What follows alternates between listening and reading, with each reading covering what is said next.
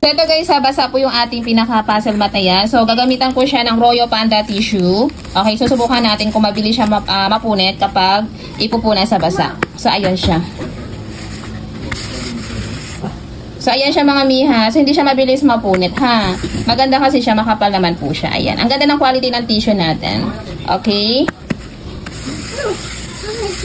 Ayan siya mga sisi ko. Ayan. So, ang ganda ng quality guys, kahit ipunan sa basa, hindi po siya mabilis mapunit. Okay? So, check out na po tayo dyan. Salamat!